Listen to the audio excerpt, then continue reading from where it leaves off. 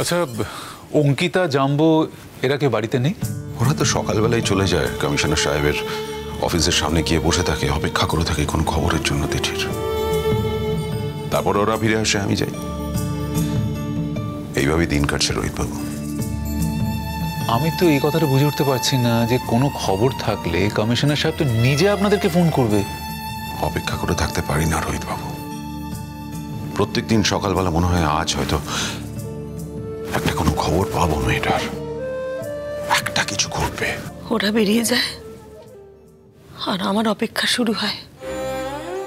সবসময় মনে হয় এই বুঝি কোনো খবর এলো, এই বুঝি তিথিকে নিয়ে ওরা বাড়িতে ঢুকবে, তিথি মা বলে ঝাঁপিয়ে পড়বে আমার বুকে। আচ্ছা রোহিত আঙ্কেল, প্রত্যুষকে কতদিন ওখানে থাকতে হবে? দেখো, প্রাথমিকভাবে আমাকে একটা আইডিয়া দিয়েছে অ্যারাউন্ড 1 মাস, গিভ অর টেক। মানে যা হবার পজিটিভ বা নেগেটিভ 1 মাসের মধ্যেই হবে। শ্রীময়ী, অনিন্দ, তাহলে আমি যদি ডিঙ্কাকে নিয়ে যাই ওর চিকিৎসার জন্য, আপনাদের কোনো আপত্তি নেই তো? কি বলছেন রোহিতবাবু? আমরা করব আপত্তি? আপনি আমার ছেলের জীবন দিতে চাইছেন, তাকে আবার সোজা দাঁড় করিয়ে দিতে চাইছেন। আমাদের আপত্তি করার জায়গা কোথায় রোহিতবাবু? আমি একজন অপদার্থ বাবা, যে জীবনে কোনোদিন আমার এই ছেলেটার প্রতি কোনো বাবার দায়িত্ব পালন করিনি। যখন উপায় ছিল তখন করিনি, আর যখন কিছু একটা করতে ইচ্ছে করছে তখন উপায় নেই, কোনো কিছুতে উৎসাহ দিইনি। ছেলেটা আমার এত ভালো গান করে, অথচ বারবার আমি তাকে নিরুৎসাহ করে গেছি। কোনোদিন বুঝতেই চেষ্টা করিনি যে ছেলেটা কি চায়। তবু তো আপনি ওর জন্য এত কিছু করছেন। আজ টিঙ্কা আমার ভাগ্যবান যে আপনার মতন একজন গডফাদার পেয়েছে, যে হাত ধরে ওকে পৃথিবীটা দেখাতে চাইছে, ওর পাশে আছে। আমরা তো রোহিতবাবু কুণ্ঠিত হয়ে থাকি যে আপনার জন্য কিছুই করতে পারলাম না আমরা। শুধু আপনার ঋণ আমাদের উপর এমন ভাবে বসে গেছে, তা কোনোদিন হয়তো আমরা শোধ করতে পারবো না।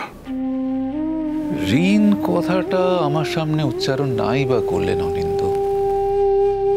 দেখুন, ঋণ দেওয়ার জন্য আমি কিন্তু কিছু করিনি। আপনি যা করেছেন আমাদের জন্য বা যা করছেন, তা সত্যি বলার মতন ভাষা নেই। তবে একটা কথা বলবো, আমার ডিঙ্কা যদি সত্যি ভালো হয়ে যায়, ও যদি সত্যি একদিন হাঁটতে পারে, ও আপনার ঋণ শোধ করবে। হ্যাঁ, এই ব্যাপারে আমি তোমার সাথে একমত। ও যদি এইভাবে আমার ঋণ শোধ করতে চায় তাহলে কিন্তু আমার কোনো আপত্তি নেই। তাহলে আমি চাই ও আমার ঋণ শোধ করুক। আমি চাই আবার ও হেঁটে বেড়াক, ও লাফিয়ে বেড়াক, ও দৌড়ে বেড়াক, ও মঞ্চ দাপিয়ে গান করুক। তাহলে সেটা আমার ঋণ শোধ করা হবে। আর তাহলে আমি চাইবো যেন ও আমার কাছে ঋণী থাকুক। ওকে, ওয়েল দেন, আমি তাহলে যাই, নার্সিংহোমে যাই। আমি স্পেশাল অ্যাম্বুলেন্স বলে এসেছি, যাতে ওকে অ্যাম্বুলেন্সে করে একদম এয়ারপোর্টে নিয়ে যাওয়া যাবে। আমি চাই না আবার নার্সিংহোম থেকে বাড়ি আসুক, বাড়িতে আবার ওকে নামানো হোক, আবার ওঠানো হোক, তারপর এয়ারপোর্টে নিয়ে যাওয়া হোক। সেটা আমি চাই না। এত দূর যাবে ছেলেটা, যাবার আগে একবার বাড়িতে আসবে না? বাড়িতে এলে যে দিঠির কথা জানতে পারবে, দিঠিকে যখন চোখের সামনে দেখতে পাবে না, যখন জিজ্ঞেস করবে, তখন তোমরা কি বলবে? একবার যদি দিঠির বিষয়টা জানতে পারে, তাহলে ওকে পাঠাতে পারবে, ইংল্যান্ডে পাঠাতে পারবে। ঠিক আছে রোহিতদা, ডিঙ্কা তো আপনার সাথে যাচ্ছে, আমার কোনো চিন্তা নেই। আমি যদি ডিঙ্কার সাথে যেতাম, আমিও এতটা যত্ন করতে পারতাম না। আমি জানি আপনি যতটা ওর যত্ন করবেন। এই অর্ণা, সরি, তোমায় জিজ্ঞেস করা হয়নি।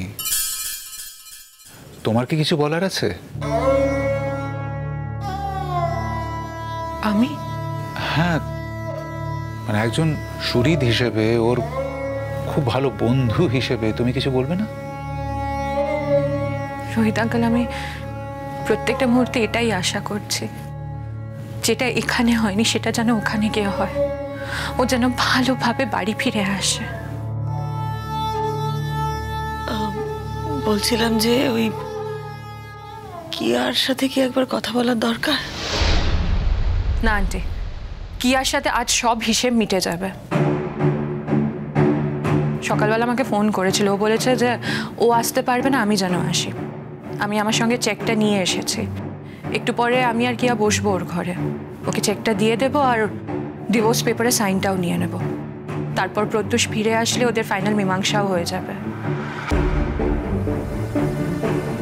আমি না এত ডেসপারেটলি চেষ্টা করতাম না যদি আমি জানতাম যে কিয়ার সাথে থাকলে প্রত্যুষের 1%ও লাভ হবে। কিন্তু কিয়া থাকলে প্রত্যুষের ক্ষতি ছাড়া ভালো কিচ্ছু হবে না। তাই যত তাড়াতাড়ি সম্ভব কিয়াকে প্রত্যুষের জীবন থেকে সরাতে হবে আন্টি। Bravo Arna, Bravo. সত্যি আমি তোমাকে কুর্নিশ করছি। আজ তুমি প্রমাণ করে দিলে তুমি ডিঙ্কাকে কতটা ভালোবাসো। একবারও ভাবোনি যে এই স্টেপটা নেবার আগে কে তোমার সম্বন্ধে কি ভাববে। তুমি শুধু ডিঙ্কার ভালোটাই ভেবে গেছিলে। And I really admire you for that. আমি ঠিক এই মানসিকতায় বিশ্বাস করি। যেটা করেছো একদম ঠিক করেছো। শ্রীময়ী, এই কিয়া নামক ভাইরাসটি যদি ডিঙ্কার জীবনে থাকে না, তাহলে কমপ্লিকেশনে ছেলেটা শেষ হয়ে যেত। চলে যেতে চাইছে, আপদ বিদায় করো। আদর্শ সময় এটা। খুব ভালো করেছো অর্ণা তুমি, রিয়েলি। টিঙ্কার এরকম অবস্থা, হাসপাতালে পড়ে আছে। ও তো একবার বোধহয় ডিঙ্কাকে দেখতেও যায় না। এখন থেকেই বলতে শুরু করে দিয়েছে যে ওরকম একটা ছেলে সারা জীবন আমার ঘরে বসে খাবে। চিন্তা করুন, ওর মানসিকতাটা দেখুন একবার।